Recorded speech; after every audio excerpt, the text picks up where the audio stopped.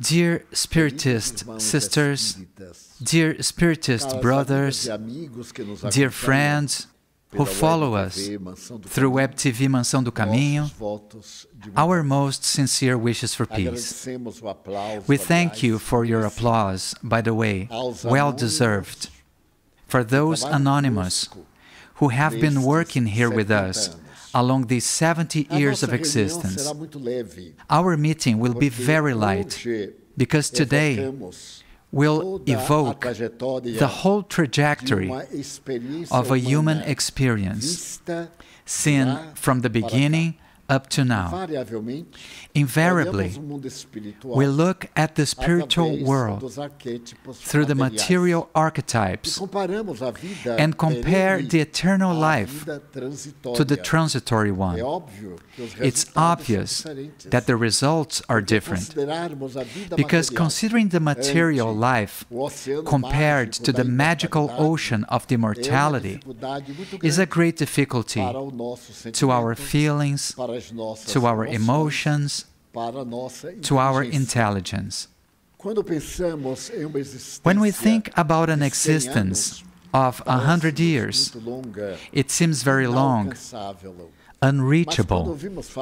But when we hear about eternity, our shock is so intense that we don't have the dimensions in the immediate reasoning to understand the meaning of this word. But if we agree with astronomy, mainly with the great scholars of the universe, we will be surprised just with the data. For example, there are more celestial bodies in the universe than there are grains of sand on the beaches and in the deserts of the whole world. It's an absurd comparison for me. When I see, for example, the Sahara Desert and the beaches of the whole world with their grains of sand and the possibilities of the universe that encompasses septillions of galaxies, each one of them containing trillions of systems, and each one of them with over billions of celestial bodies, I still cannot understand. In my psychic dimension, there isn't enough room for such extraordinary data, and yet that's the reality. These days, when the new telescope has been sending its images, we get awestruck with the dimension of the macrocosm, and then we immediately turn to our dimension, to our smallness, that the materialism reduced to a period between the cradle and the grave. And some religions soothed it, enlarging the existence through the good in heaven, or a place in hell, in a place of debts, and an intermediate region that was called purgatory, which recently the Pope declared non-existent. Therefore, what we're going to talk today is about the universe and its vastness, so we can understand our smallness. And I beg your pardon, because many times I was referring to myself, because somehow it's my experience, the experience of our life. As yesterday was the day we celebrated the 70th anniversary of Mansão do Caminho. Mansão do Caminho was created 5 years after the Spiritist Center Caminho da Redenção. This anniversary that we celebrate in September in a very special way, through a seminar whose objectives I will also talk about. This seminar has an essential objective. We are the authors of a workshop of seminars in Brazil. We were the first Spiritist to launch this in the city of Salvador, in Rio de Janeiro, in São Paulo, and then all around Brazil. We went to all states, over 2,000 cities, and launched what we then called workshops, workplace, study place in English. When we were, for the first time, around 1970, in Florida, we attended a workshop about science, and I was bedazzled by that kind of experience that later was adopted in Portuguese as seminar, because we got together, studied a theme in depth, asked each other questions, kept a relationship with the audience, and our doubts were clarified at the very moment of the meeting. Later, it was spread all over the country and in some Latin American countries as well. So we have a great pleasure of having brought this experience that we improved in Zurich, in Switzerland, in an institution run by UNESCO called G19. This seminar work we will have on the 7th is for us to make an analysis of the old experience and the new technical experiences of today. The world has changed these last 2 years, and it's no use pretending that it didn't, because it really did. The parameters are different, the concepts underwent many experiences, some good, some bad, some mad. Society has lost its direction. Almost all of us are living uncertainties that are expressed through anxiety, through depression. And this will be the theme of the seminar. For us to formulate this theme, we invited Dr. André Luiz Peixinho. He is, maybe, one of the most grounded Spiritists from the intellectual moral point of view in the Brazilian Spiritist movement.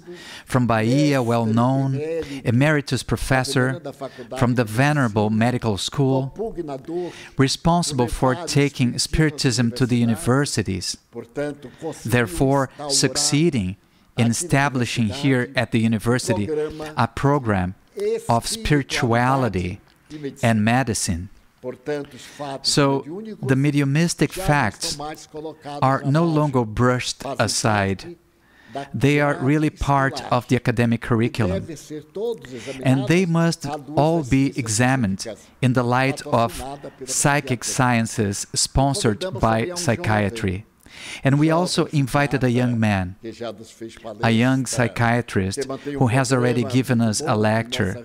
He keeps a very good program on our TV network.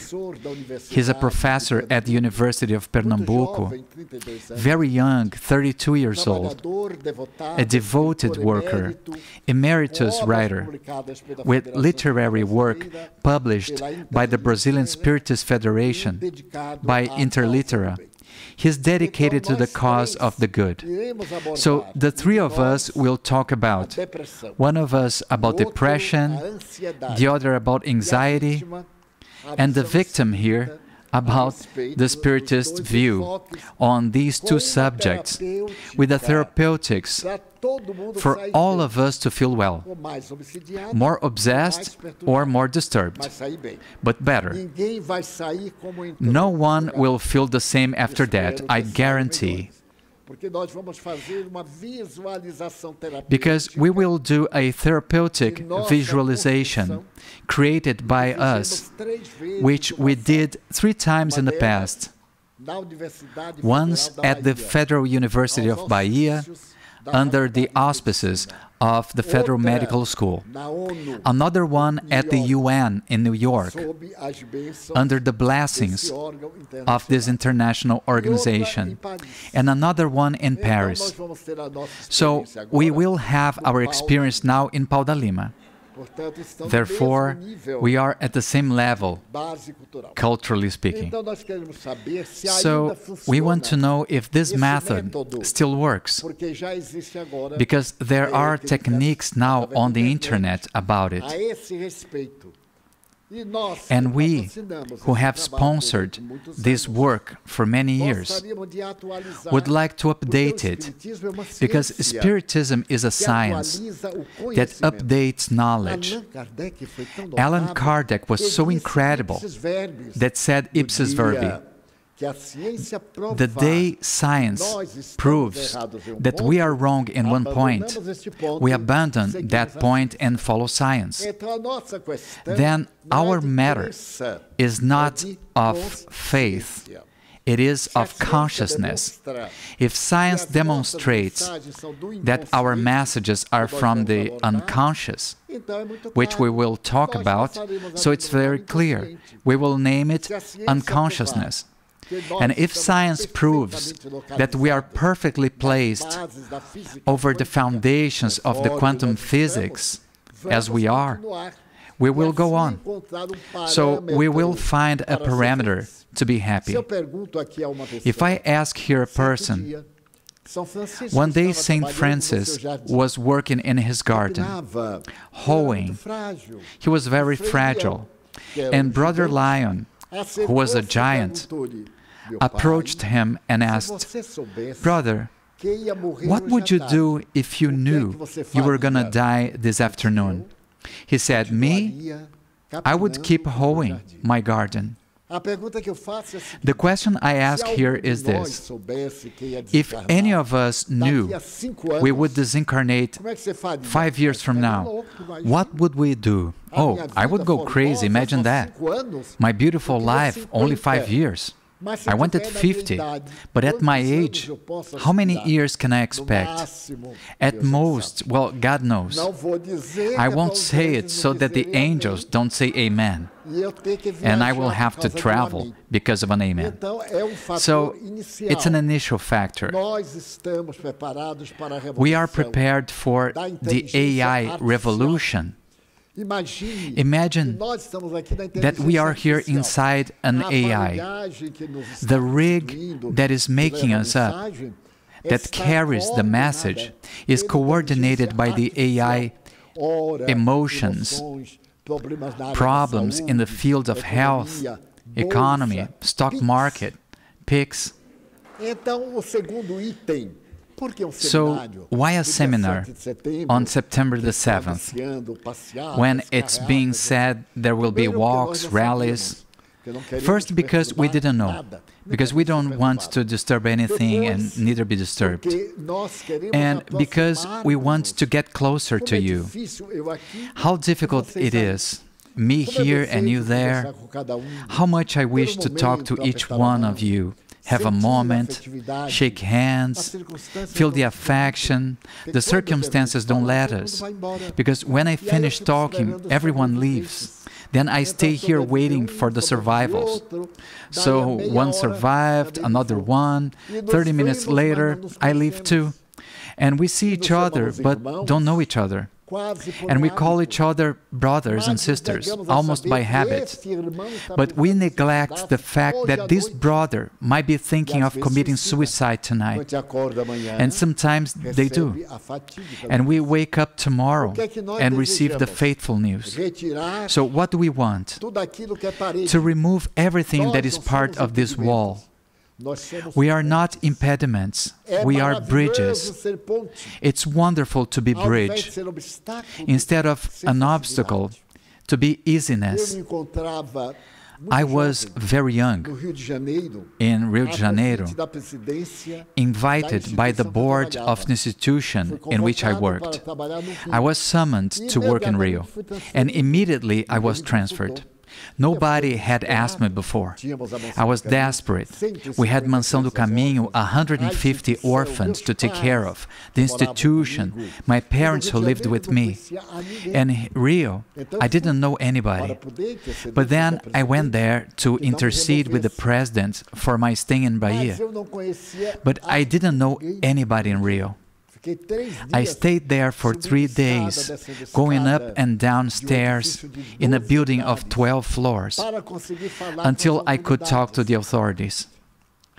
Then, when I was exhausted after 3 days of insomnia, of hunger too, because I didn't have much money, I sat on the stairs and said something like this: I don't understand what is it that you, sir, want from me. And I was talking to Jesus. We've been friends for a long time.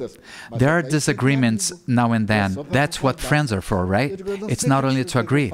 So I said, I don't know what is it that you want from me. I can't stand it anymore. I cannot walk. I've got calluses. My legs are sore. I cannot talk to the president. When I got to talk to somebody, it was the auxiliary, but never got to the 13th floor. Never.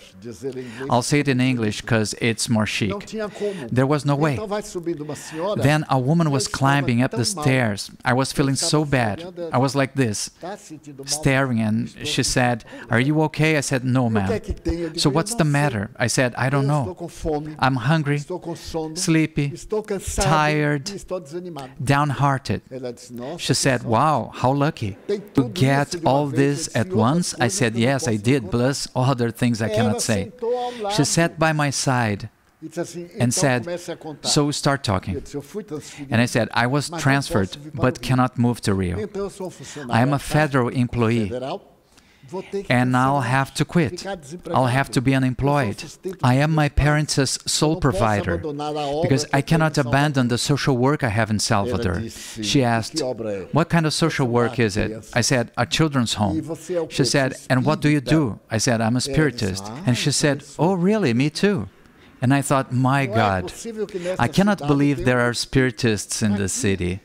But there were, and one was right there next to me. She said, "What exactly do you need?" "Tell the president I cannot come, that I'm sorry, he'll have to find someone else." She said, "And you couldn't?" I said, "Madam, the closest I could get was the 12th floor. On the 13th, they won't let me in." She said, "But there's no problem, come with me." She was the president's secretary. So I must believe there is something. As soon as I complained, he called me right away. Probably because he was afraid, naturally, that I got upset with him. And he doesn't want that. So I went. I was shaking like green bamboo. Because for me, the president was that big giant. I would have to look up at him. But when I saw him, he was more like this short type, even shorter than me. I said, "President." I looked down at him. See, what a victory. And he said, "Yes." My friend said, "Tell him that you cannot come." The door was open. So he asked, "Where to?" I said, "Here to the head office, because I'm very busy. I have 150 children." He said, "With how many women?" My friends, I got so embarrassed. Talking with the president, I said, "Well, yes, I know. God brought me. They are my spiritual children." He said, "Oh, really? Is it a home?" And I said, "Yes, it's a unique home. It's the first home for children in house units. It's not an orphanage. They are 15 home houses." He said, "But why do you do that?" And I said, "Well, I love to say that I'm a spiritist." And I said, "Well, I'm a spiritist." And he said, "What is it to be a spiritist?" And I thought, poor guy, he doesn't know what he's about to hear. Then I smiled. The hunger, the sleepiness were gone at once. I felt that sweat, that chill, those goosebumps, as people say. So I said, "You don't know what a spiritist is?" "Is to believe." Then I told him about the basis of Spiritism. So he said, so you are that important, huh? I haven't noticed. I said, do you find this relevant? He said, yes, this is important. So, am I important? Yes.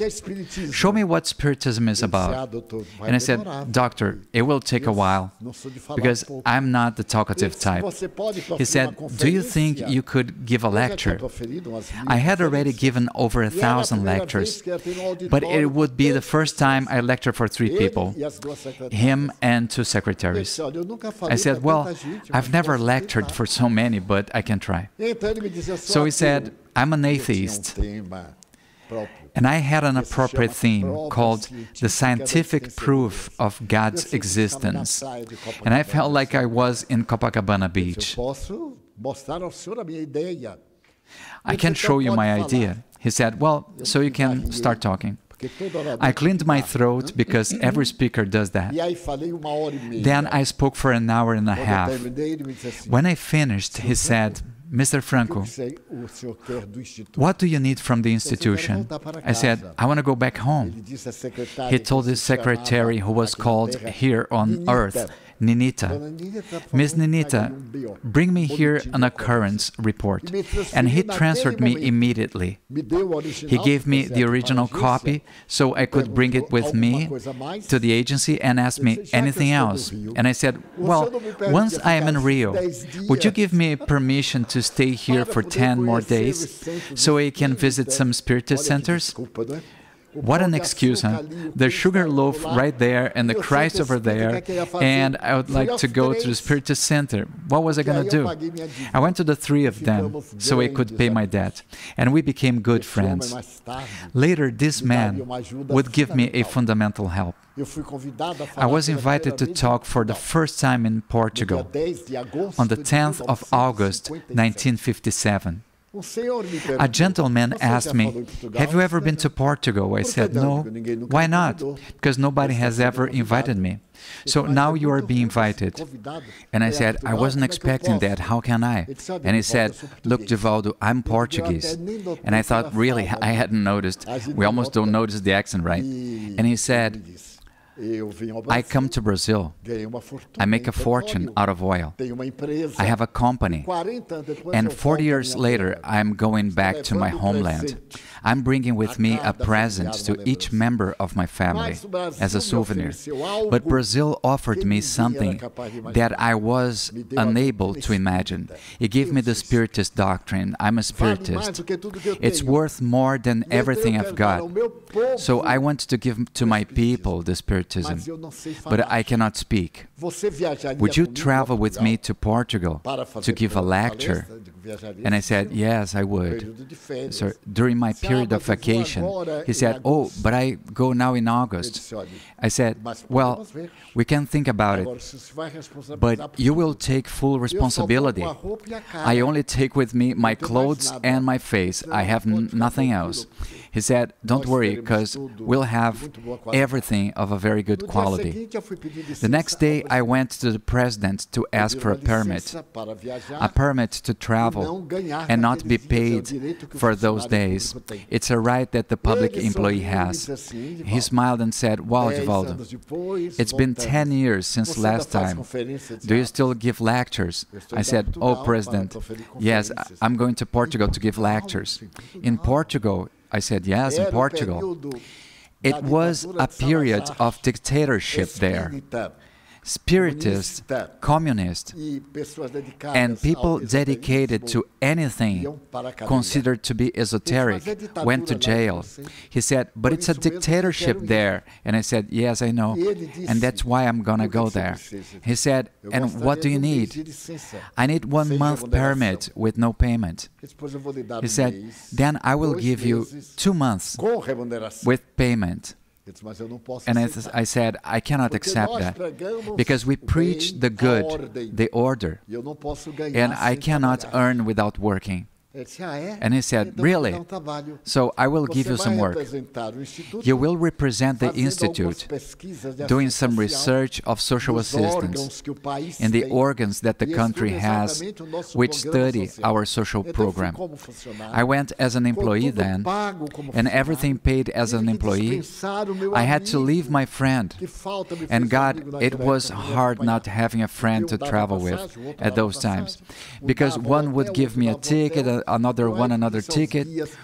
One would pay the hotel, the other would pay the hotel. And then I said to the guides, you can come because everything is being provided, hotels, meals. Then I started at Arganil's district court to 400 people to talk about Spiritism forbidden by Portugal's constitution. And 2 years later, Salazar died, thank God. The constitution was changed. Spiritism has a federation now. We helped to establish around 1967, 10 years later. So what I want to say is, ask God and open your arms to receive. It doesn't matter how long it takes, because what is yours will come. Before we reincarnate, our lives are programmed. Then I see and hear people say, oh, my father died, I cannot accept that. It's childish. Go there to the cemetery, dig it out, and bring it home. How come you don't accept it? Of course you have to. There are things that are imperative. Oh, I have a big problem, I have cancer, I cannot accept this. The cancer accepts and takes you to the grave. So we are beings in an evolutionary transit, not alive from the cradle to the grave, but alive in eternity, from ignorance to lucidity, from darkness to the great light.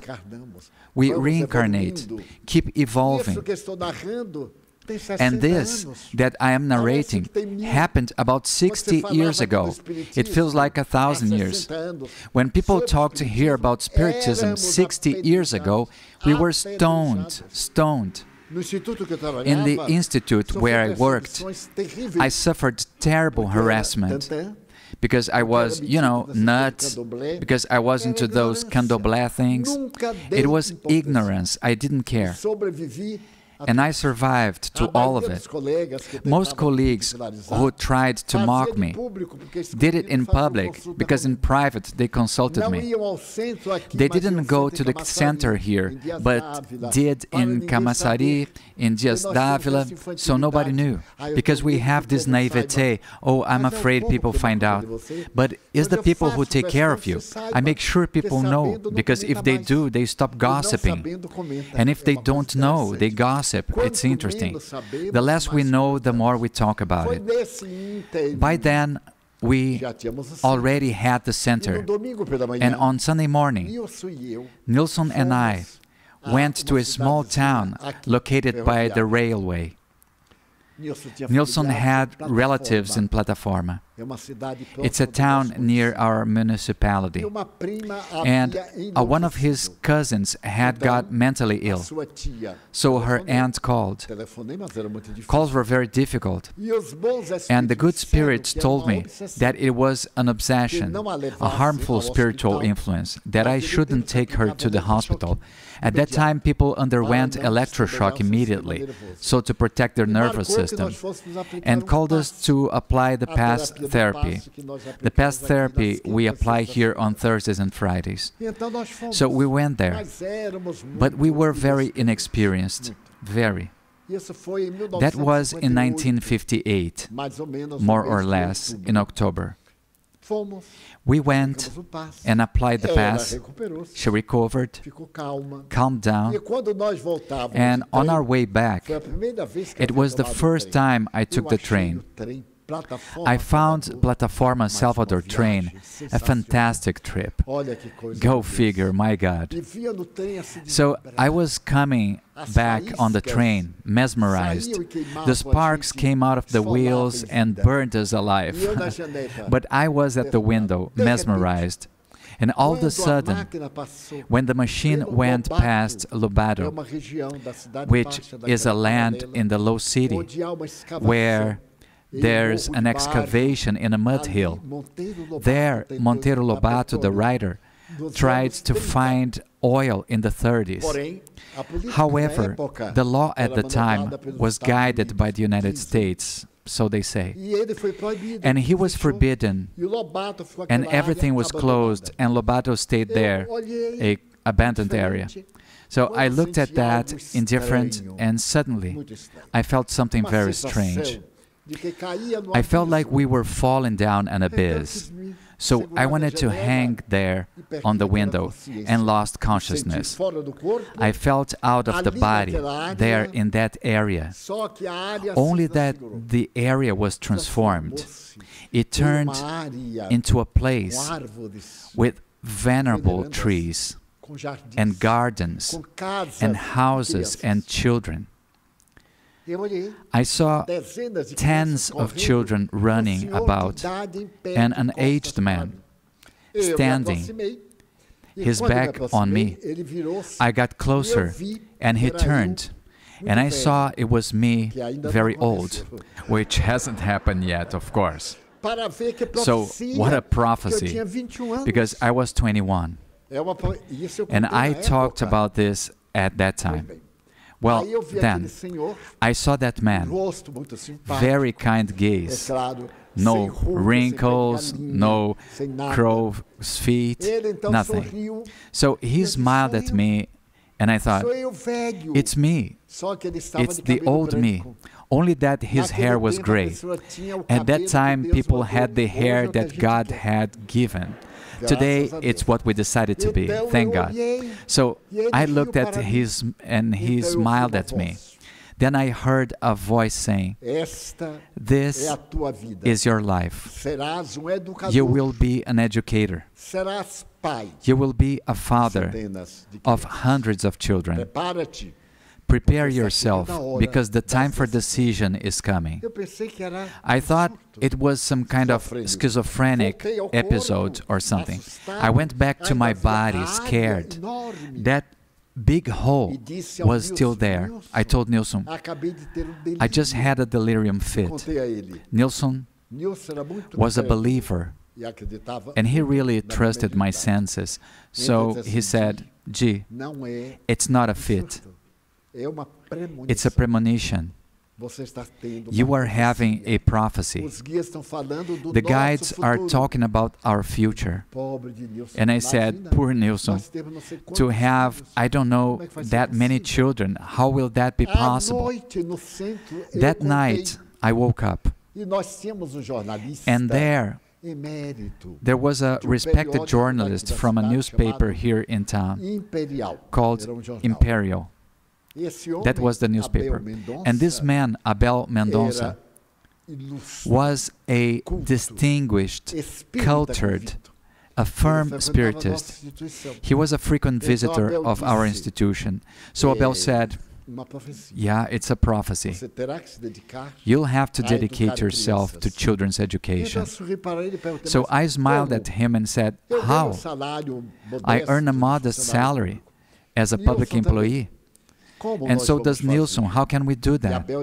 And Abel said, it's written in the book of heavens. It's going to happen. In 1949, in January, the spirits who had dictated that said, this year we will lay the foundations for Mansão do Caminho. At that time, people used to make raffles for automobiles. A group bought a car, made a raffle, sold it, and it was perfectly legal. So the Spirit said, buy a Mercury 1949 automobile. Make a legal lottery, and you will have the money to buy your house, which is ready, waiting for you. I counted the people. We were 8 or 9 people. Of course, nobody believed it. They said, oh, it's so difficult. Everything is so difficult. But then one of these gentlemen worked in a store there in front of the St. Peter's watch that sold cars, and he had received one day before a red Mercury 1949. It was the best. So Mr. Arnaldo said, smiling, "Well, we have the car you're going to buy. It costs about 25,000 reais, the currency at that time. But we didn't even have 5. And I said, "What a pity. What about the money? How are we going to buy it?" He said, "Well, I will give 1,000. Then he opened his pocket, picked out that money, and with a very hygienic maneuver, started to count. There was precisely 1,000 reais. He gave it. Then we got very motivated. We hadn't got anything. Then I remembered a friend. I went to his place the next day, and he gave me 5,000. We were rich already. Even if we didn't buy the car, we could buy something else. At last, we only needed 15,000. Then we realized it would be impossible. My friends, I was at a crossroads there in the low city, where there was a house at the foot of the hill called the Lamp Bulb. Then I heard a voice saying, "Call the number so-and-so and ask my son to lend you the money." I thought, "But how can I call a stranger?" He said, "He's my son. He has the money. Call him and he'll lend you the money." So I said, "Very well then." He gave me the number. I got into the lamp bulb house because telephone at those times was very fancy. Then I called. His wife answered it and said, "Hi, I need to talk to Dr. José Nunes." She said, "Oh, José hasn't come back yet. He will come for lunch." And I said, "But I need to talk to him urgently." She said, "You can come here. He has lunch every day at 12 to 12:30. I asked, "What's the address?" Amélia Rodrigues Street, number 2, Barra. So I was in the low city, went straight to Barra, got there. He wasn't there. At 12:30 he arrived, and she said, "José, this young man is waiting for you." He said, "Yes." I had so much experience that I said, "Hi sir, the thing is, I have a great concern, to buy a car and make a raffle, so I could build a home for children." And he said, "And what does it have to do with me?" "Well, a spirit showed himself to me and said he was your father, José Nunes, hence your name." He said, "Excuse me?" I said, "Yes, you know, I was there at the lamp bulb, and there was this spirit who said he was your father, José Nunes." He said, "Well, my father was called José Nunes. So we came here to ask you a loan of 15,000 reais. He smiled and said, "My son, you are so naive. I don't even know you." I said, "I don't know you either, but he told me so. And here I am." He stared at me carefully to the point I felt self-conscious, and he said, "You are either a naive thief who has just started a career, or you are a cynical thief. Because how come you look for a stranger?" And I said, "But it was your father who is here now, by the way." And I described his father to him. "But it's not convincing," he said, "because you could have got information about him." Then his father said, "I will give you the proof. I will tell you the names of your baptism godparents." And I said, "Mr. and Miss so-and-so. He had dark skin and he got pale." I said, "Ask me anything." We have so much intimacy with our family, with our parents. One word, a moment from the past. He asked. His wife came closer and stood by his side. A very friendly lady, by the way. She said, "José, don't you see that what he's saying is true?" He said, "I do. Still, I cannot believe it. Well, it's time for lunch now. Would you like to join us? I said, yes, sir, I accept. Imagine that, lunch there in Graça for free. Back then, people asked, where do you live? Graça.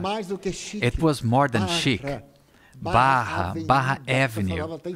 One could even speak in French because it was elegant. Wow, what an unforgettable lunch that was.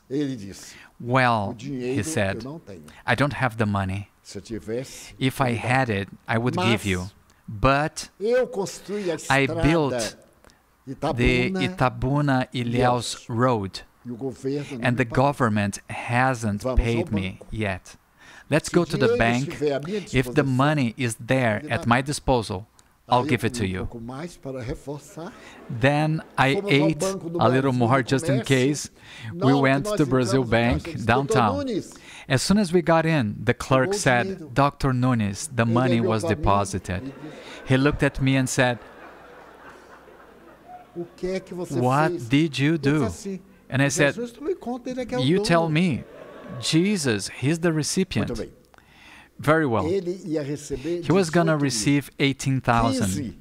He signed the 15,000 check right away and gave it to me. And he had never seen my face before. I ran to Avenida and gave the money to Mr. Arnaldo. We bought the car, and we had no idea what to do with it, where to keep it. Then I thought the obsessors, the bad spirits, will break the car. The brats will scratch it. It was madness. We finally found a place and everything. Very well. His family visits us until today. His niece, Moema, I don't know if she is here now, is the eyewitness. All the family, of course, the whole family became spiritist. Then time passed, and we promoted a raffle for Christmas. My friends, we sold 558,000 reais at that time. And with so much money, then I asked the Spirit, and now, what do we do? Put it in the bank.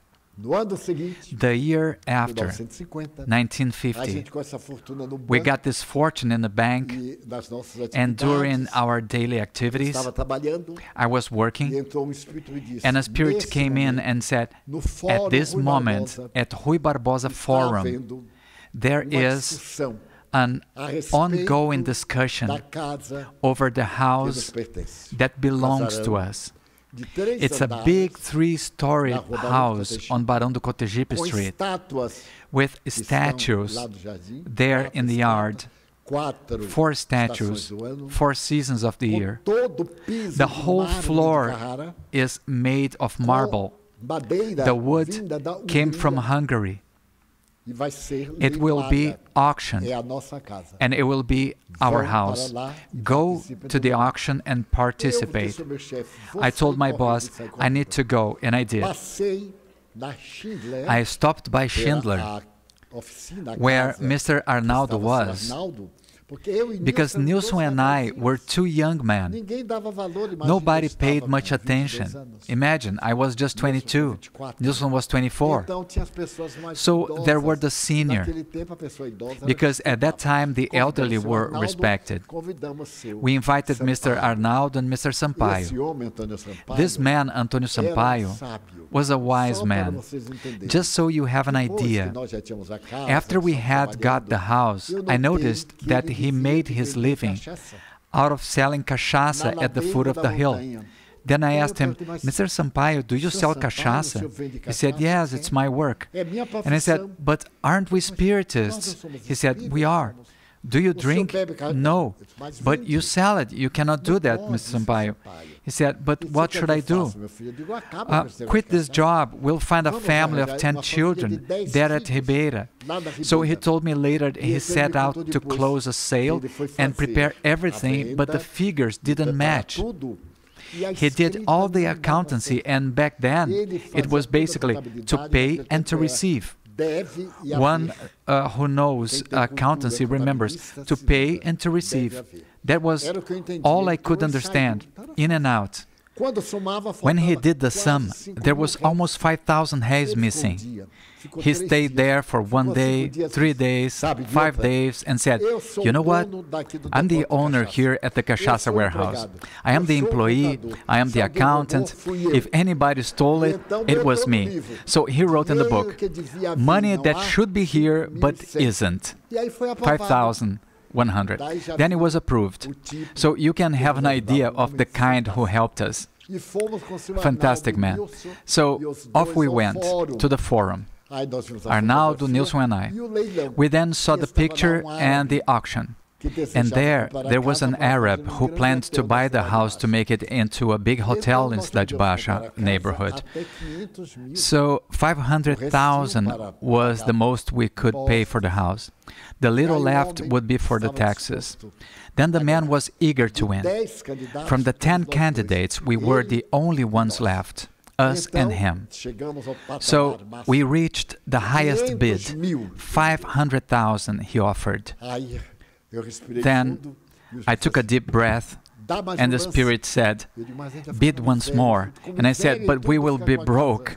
The Spirit said, "Broke or not, you'll keep the house." Then Mr. Sampaio stepped forward and bid 550,000. The Arab made some gesture and walked away, and we got the house. Later, we went to see the house. It was wonderful. A home. It could hold 80 children plus adults. We then got rich. The only problem was the house was falling apart. But Nilson looked, we organized ourselves, and hung a banner saying, "Here will be the mansion of the way."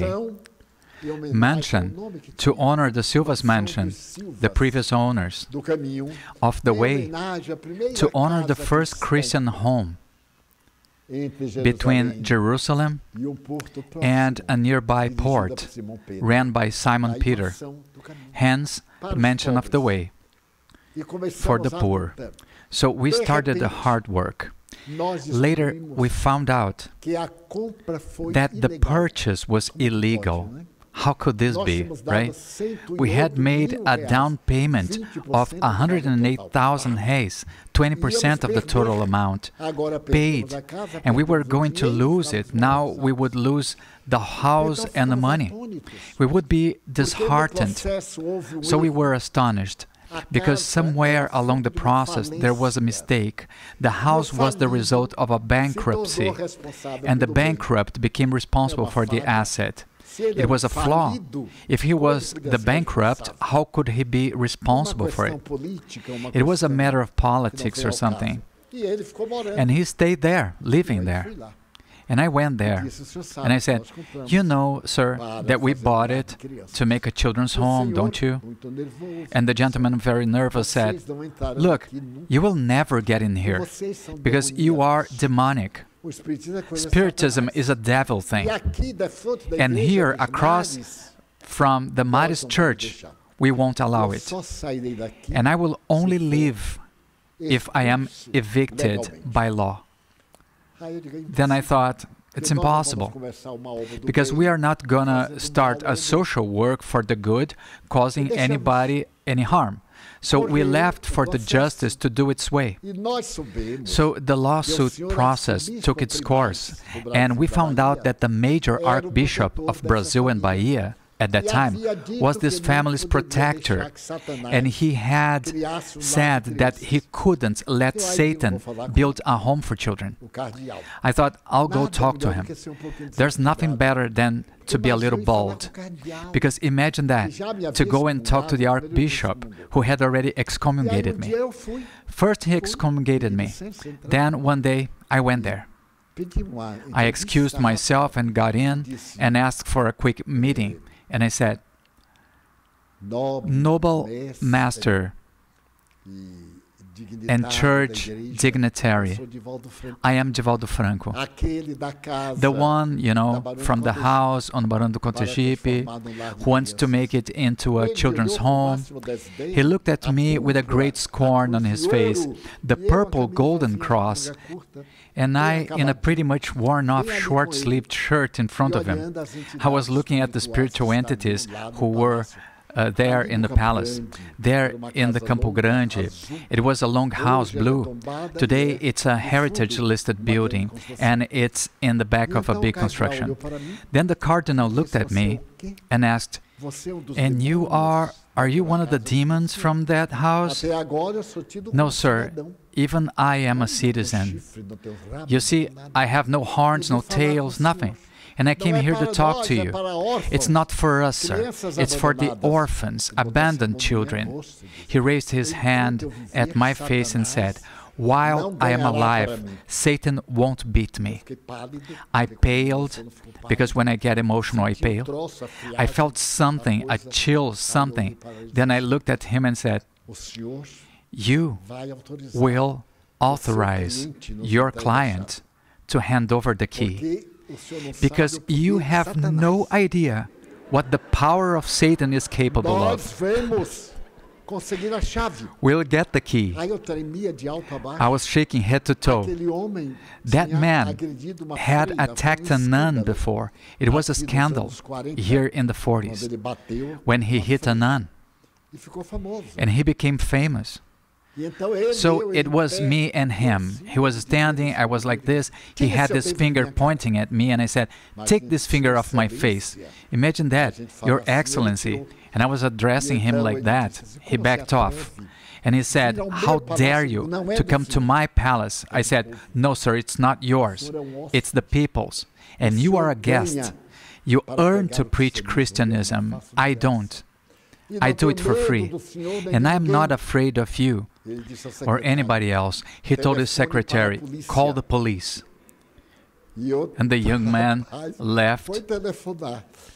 And I then had an inspiration. I said, "I'll leave because I want to." And of course, I will come here one day to invite you over. And I left. 3 months later, there I was with the invitation in my hand. "Your Excellency, here is the invitation for the inauguration of the Mansion of the Way on August 15th, 1952. He looked at me and said, "You are daring." And I said, "No, sir, I am Christian. And I am Saul of Tarsus. Now before the Senate, I am Paul of Tarsus. I'm not afraid. I have nothing to lose. You are afraid of losing your ring. I don't even have a jewel. I don't have anything." So it was then that Mansão do Caminho was created. The first child was found in a trash bin. And later, 695 orphans. Today, some of them living in Germany, others in the US, others in France, 2 in Saudi Arabia, the ones in Brazil, and other places. Children, grandchildren, great-grandchildren. And as far as we know, so far, no one has ever got arrested. No girl has walked down the stairs to prostitution. The majority, here we have about 10 of them. Here in the first row I can see one. All of them in their 70s. They are our witnesses. As Joaquim says, "I raised my kids as you taught me." If it wasn't for Mansão do Caminho, Uncle Divaldo, where would I be? I would be in the hands of Jesus. Because Joaquim, well, a meeting had finished, and after everyone left, I heard a child's cry. I thought, what the heck? I went about looking through the seats, and he was left there under one of the chairs with a little letter saying, "Receive my son, we cannot take care of him." Of course we received him and took immediate care of him, and we gave him the name of a great benefactor of the mansion, Joaquim Alves. He is part of the first group in the photo on the stairs with the first 50.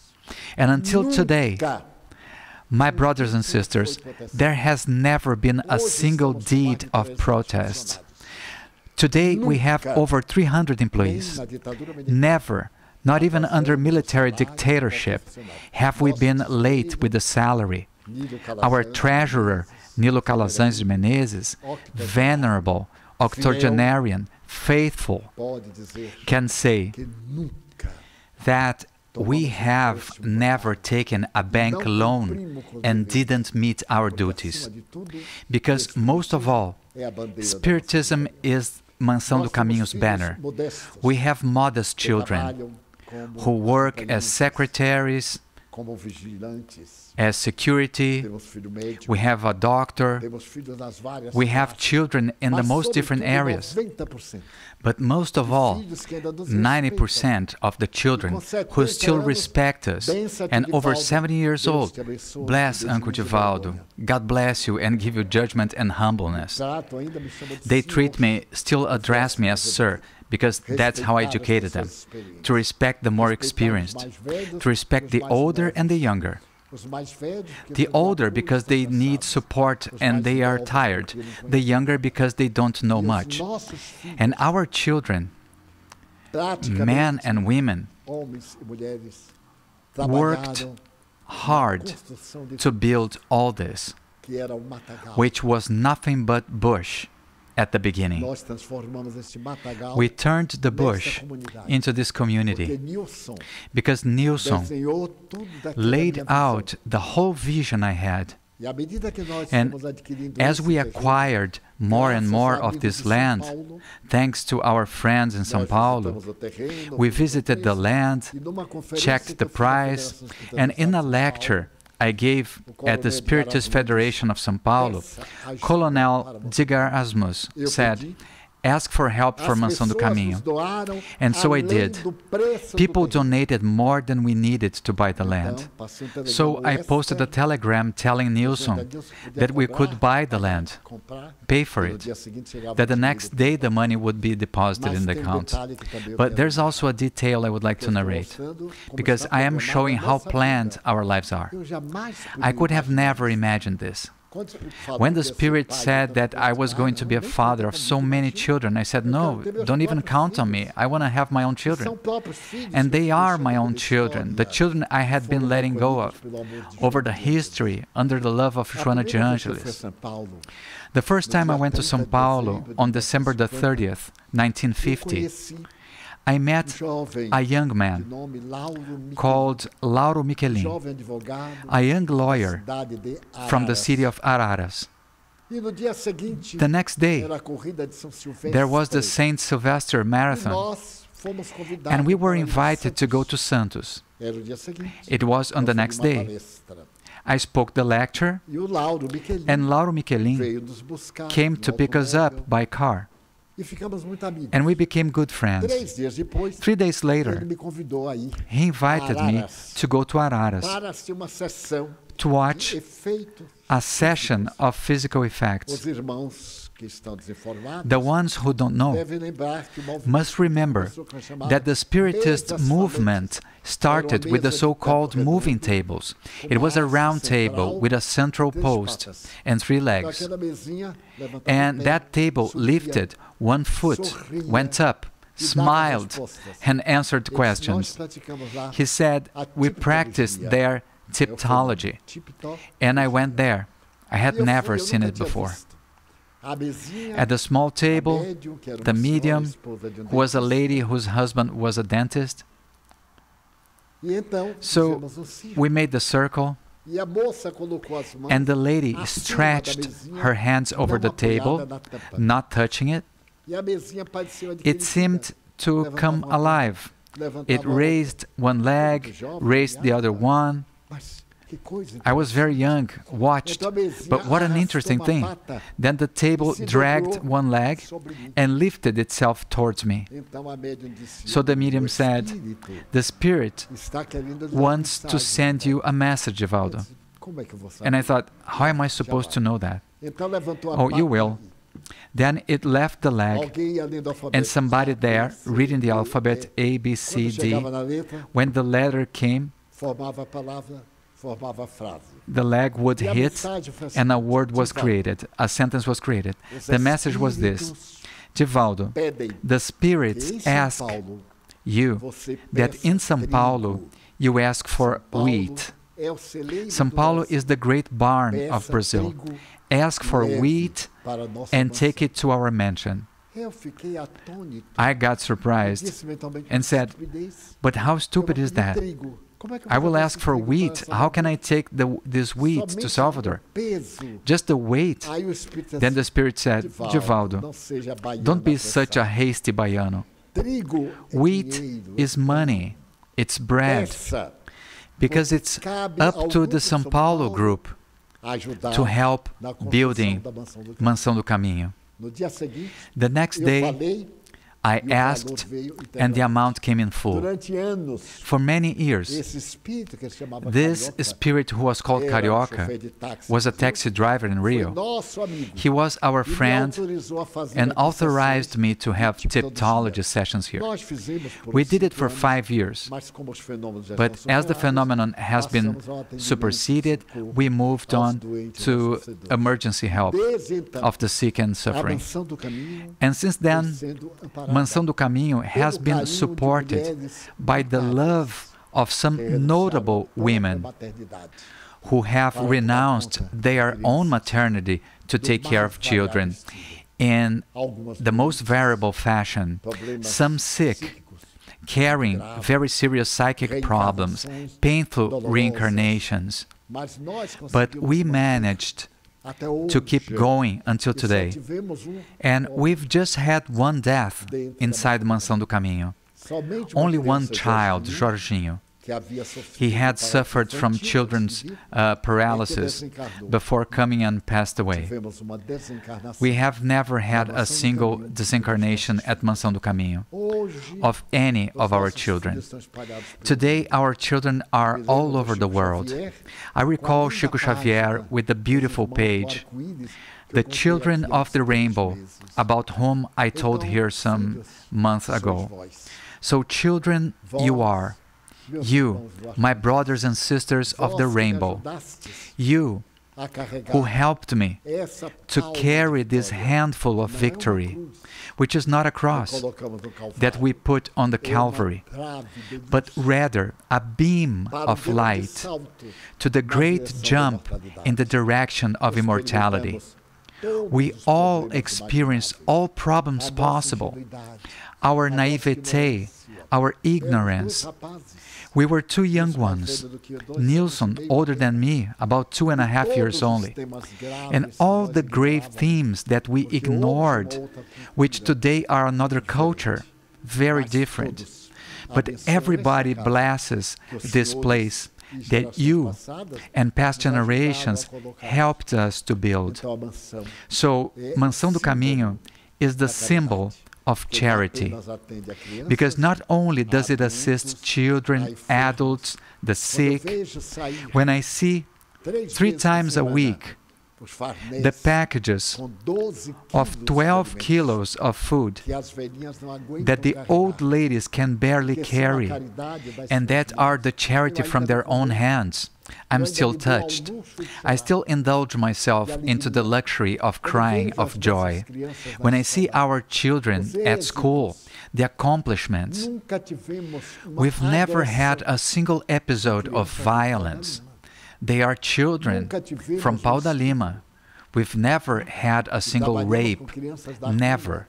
And we work with children from the streets. We've never had any problem with their parents.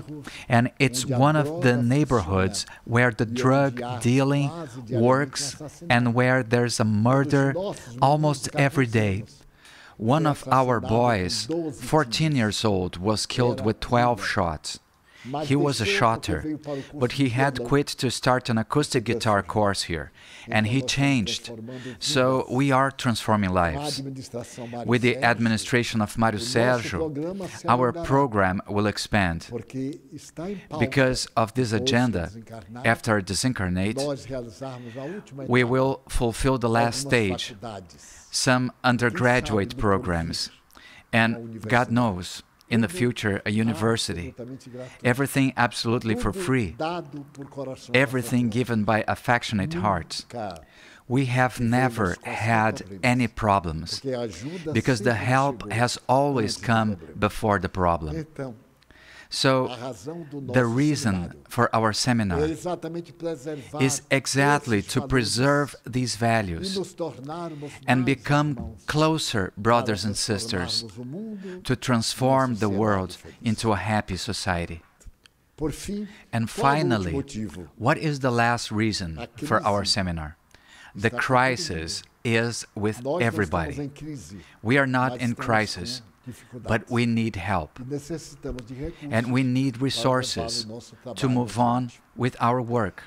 To the ones who are interested, on YouTube, there's an interview with Mário Sérgio, talking about our activities as the president. He was interviewed by a radio station and a local TV station, by friends from Natal, and he did very well at the interview.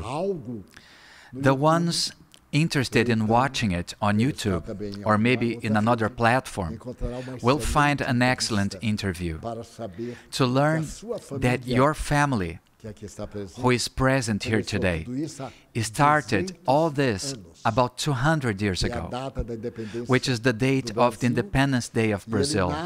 And he narrates that in those days, 200 years ago, Joana de Ângeles started to build Mansão do Caminho. For your attention, thank you all very much. Let's pray. In a very special way, let's ask the past workers to transmit energies so we leave this place filled with light for the ministry of the good. Somebody who is sick, who misses the loved one, who has disincarnated, with problems of any nature. This is our moment to talk to Jesus. Dear God, what would have become of us if it wasn't for your sweet mercy? Where would we be if we hadn't found you? What would have become of us in the scarcity of moral values? Certainly, we would be in the crazy run of the ones lost in the addiction and degradation. We take this opportunity to beg you for ourselves, for our families, our friends, for the dear people, but also for those who don't wish us well. We want to ask you, dear Lord and friend, to bless our home, your home, and receive us and the children of the Calvary who are assisted here. Friend of light, remove the arrogance and the perversity from our hearts and place us before the palm of the truth. We ask you for the bad spirits who take pleasure in disturbing us. But we also ask you for the spiritual guides who help us build a better world. Oh, friend of the friendless, allow us to leave this meeting involved by your good vibrations and repeating the Caminho, bless our water, bless our lives. And at last, we ask you for peace. Peace. Lots of peace. At home, in the existence, in the world of regeneration. In your name, in the name of God, of the Holy Mary, and the good spirits, we finish our meeting with our wishes for peace to you all. Desejo lembrar por fim que quem desejar adquirir o seu crachá, Thelma e a equipe está às ordens para atender. Tanto podem fazê-lo pela internet, como diretamente através.